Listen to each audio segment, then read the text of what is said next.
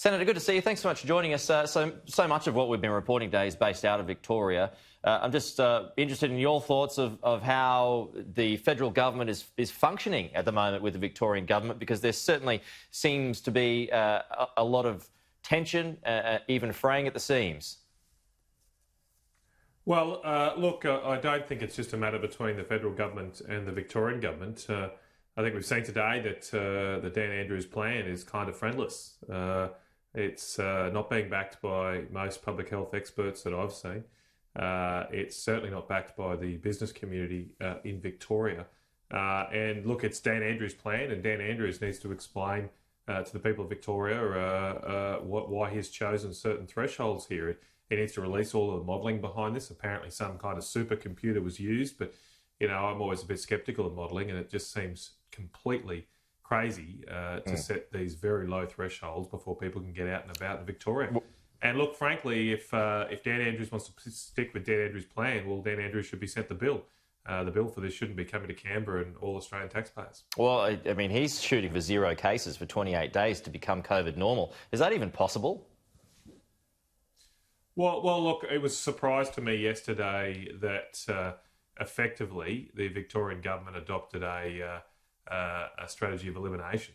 Now, I know that's not what they're calling it, but what could you say but that it is a strategy for elimination in name, but nothing else? And why would you be going for that target when we've all been saying we should be flattening the curve? We need to get our health system up to scratch. It seems to me that there's been a secret change in strategy within the Victorian government, and that needs to be explained.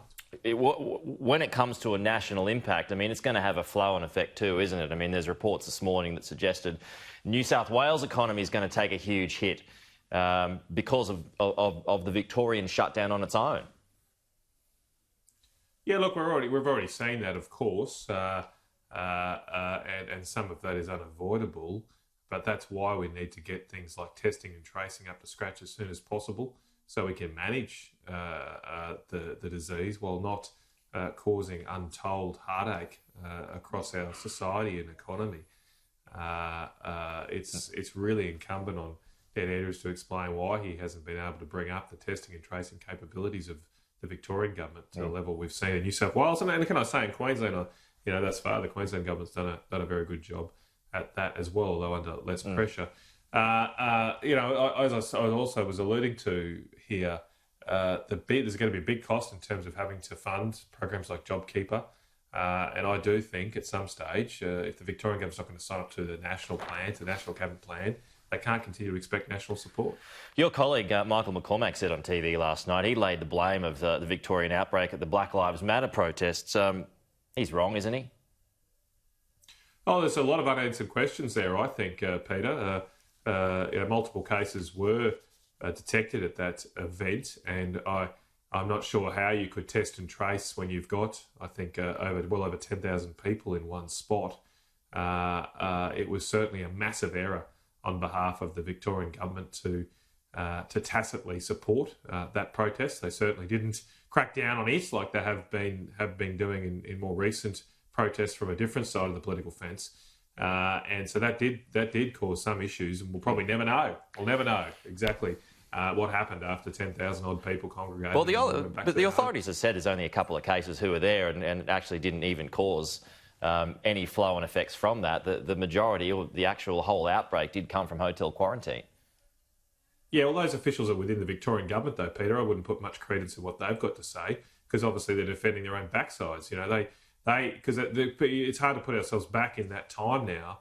But at the time of those protests, we'd all thought we'd gotten over the coronavirus. You know, everything was back to normal, and the health officials down there, either implicitly or explicitly, I don't know, behind the scenes, said it was all okay. They didn't. As I say, didn't have the kind of warnings they've had in recent times. It went through, and then we did have a number of cases emerge from it. So, of course, they're going to try and defend themselves. But we'll, as I say, probably never know the full ramifications of protests like that. Meanwhile, still in Victoria, it looks like the Jelong oil refinery is going to need some help. What sort of a flow-on effect could that have if no extra support is placed on that refinery? Well, this is crucial to our national security. We've gone from a situation 20 years ago where we were self-sufficient in petroleum to today less than half of our petroleum needs are produced here domestically. Angus Taylor, I know the Minister, has been doing a lot to keep our refineries open. I'm concerned today about reports, though, that the continuing lockdown in Victoria does put its viability at risk. We have very few refineries left in this country. And so it's another cost of just continuing this madness in Victoria. We just can't afford to lose another facility like that for our own national security. The best outcome would be for Dan Andrews to find a way, but that's an essential activity. It's got to be an essential activity. Find a way to keep that open. But we also, of course, need to, at a national level, continue to do what we can to keep all those facilities going as long as possible. Let's go to your home state in Queensland. Some budget figures were released, or forecast at least, announced yesterday. It's going further into debt. It's not going to surprise too many people, but I guess the size of the debt is raising a few eyebrows, now over $100 billion. Well, the size of the debt is a consequence of the mismanagement of the Queensland economy by the Labor Party over many decades. So we started behind the 8 ball here in Queensland compared to, say, New South Wales and Victoria. But now, of course, the Queensland government is going to use the coronavirus for its excuse for everything. You know, why is the Queensland economy weak? Well, the Labor Party will say coronavirus. Why is the debt blown out?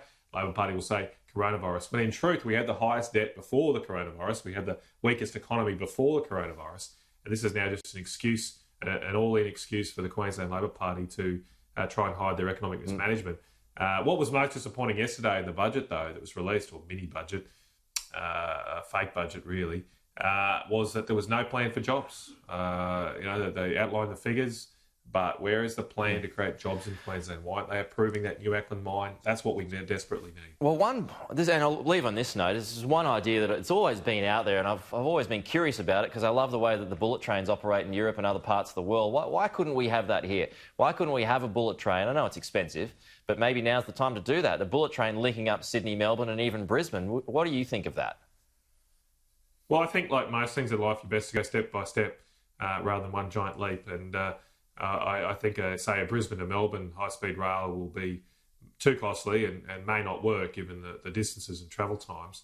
I do think there will be post the coronavirus, a shift away from inner cities, back to people wanting a backyard and a bit of space. You can understand that.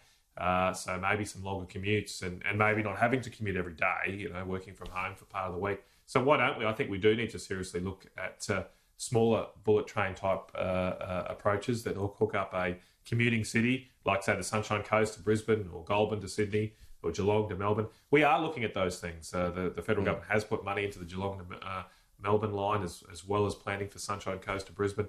So that's, I think, the plan. Then maybe one day they'll be linked up, but that's I think, the first step. Okay. Senator Matt Canavan, good to have you on. We'll talk to you soon. No worries, Peter. Thanks, mate. Have a good one.